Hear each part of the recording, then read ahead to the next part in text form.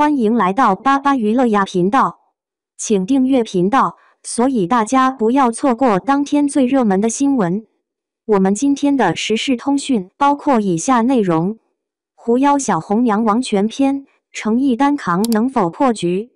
东方奇幻 IP 的救赎之战。在国产剧市场竞争日益激烈的2025年，头部 IP 改编作品已成为各大平台的兵家必争之地。然而，作为国漫顶级 IP， 狐妖小红娘的真人化系列剧《月红篇》与《竹叶篇》却接连遭遇口碑与热度的双重滑铁卢前，两部剧集均未突破爱奇艺热度值1万的爆款线，即均播放量长期徘徊在1000万左右，甚至出现首日高开，次日断崖式下跌的尴尬局面。如今，系列第3部《王权篇》携程毅、李一桐等演员登场，舆论压力却几乎全部堆向了程毅一人。面对前作失利、女主有角色无爆剧的困境，这位以古装美强惨角色著称的演员，能否以一己之力扛起整部剧的命运？前作失利 IP 改编的魔咒与观众期待落差。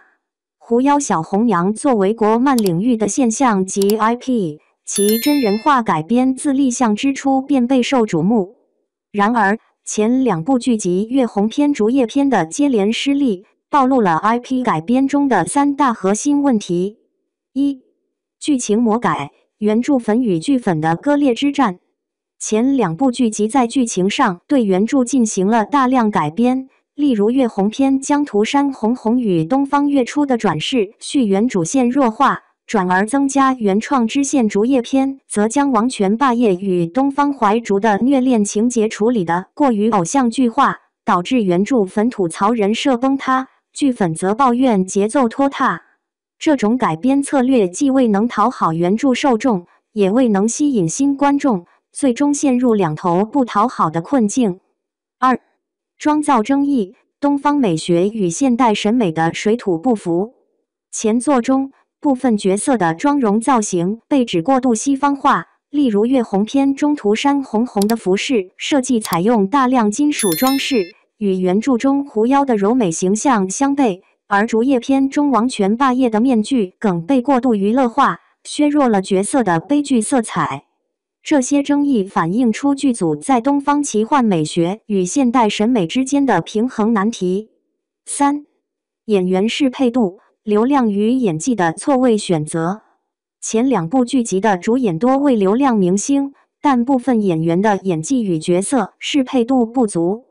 例如《月红篇》中某演员被批评眼神空洞，无法诠释涂山红红的妖性与人性并存。而《竹叶篇》中男女主的 CP 感也被观众诟病为工业糖精，这种选角策略直接影响了观众的代入感。诚意单扛，压力与机遇并存的救赎之战。在《王权篇》中，诚意饰演的王权富贵一角，既是王权世家的最强兵器，也是被家族禁锢的悲剧性人物。这一角色与程毅此前在《琉璃沉香如屑》中塑造的美强惨形象高度契合，但压力也随之而来。演技挑战，从破碎感到复杂性的突破。王权富贵的人设兼具冷峻与觉醒双重特质。前期他是家族的兵器，眼神冰冷，动作凌厉；后期因青铜的出现逐渐觉醒自我意识，内心开始挣扎。这种角色转变需要演员通过微表情、肢体语言等细节呈现，而程毅能否突破破碎感的标签，展现角色的多层次性，将成为观众评判的关键。流量压力，程毅能否以一敌百拉动热度？从数据来看，程毅是王权篇中唯一具备扛剧能力的演员。其主演的《莲花楼》曾创下爱奇艺热度值破万及均播放量超3000万的佳绩，而沉香如屑的应渊一角也为其积累了大量仙侠剧受众。然而，前作失利已让部分观众对狐妖小红娘系列失去信心，程毅能否凭借个人号召力力挽狂澜，仍需打上问号。与李一桐的化学反应，1+1能否大于2？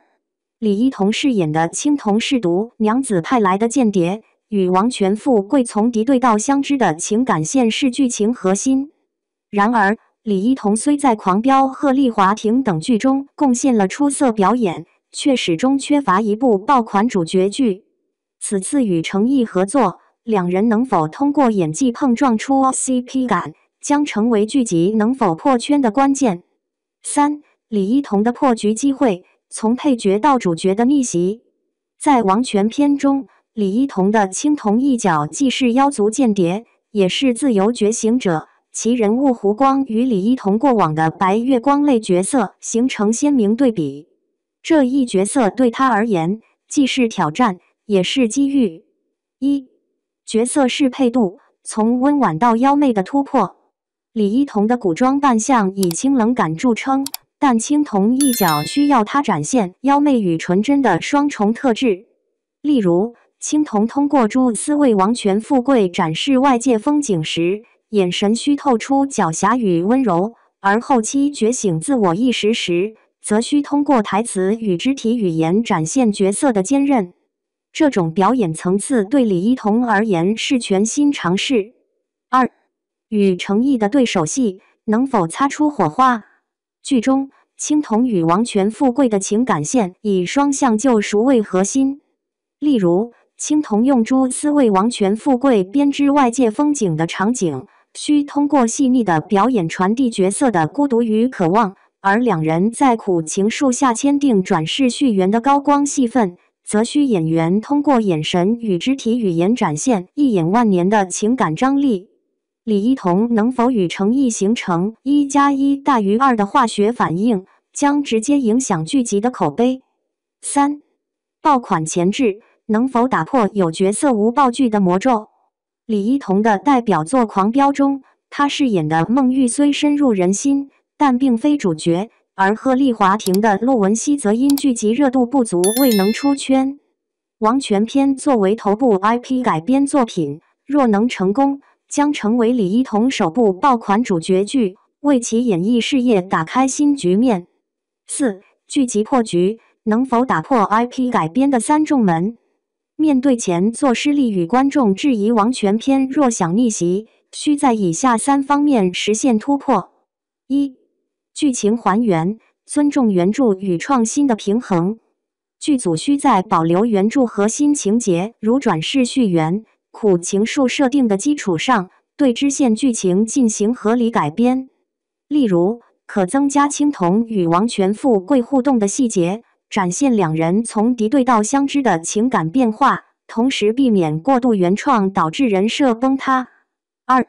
妆造升级，东方奇幻美学的现代化表达。从目前曝光的路透照来看，王权篇的妆造设计已明显优化，程毅的王权富贵造型以黑金为主色调，凸显角色的冷峻与高贵；李一桐的青铜则以紫罗裙加蛛网花钿展现妖媚气质。这种设计既保留了传统东方美学，又符合现代审美，有望扭转前做妆造争议的负面印象。3. 营销策略，从流量到口碑的转型。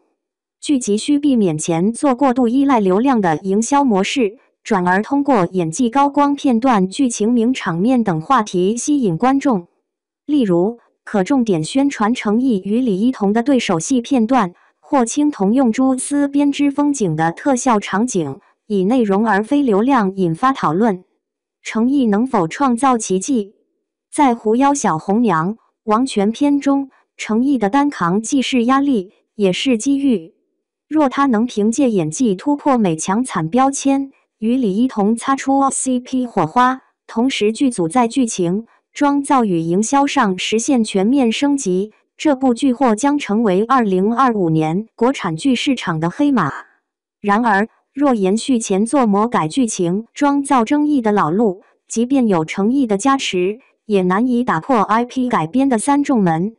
对于李一桐而言，这部剧是他从配角到主角逆袭的关键一战；对于程毅而言，这是他证明扛剧能力的又一次挑战。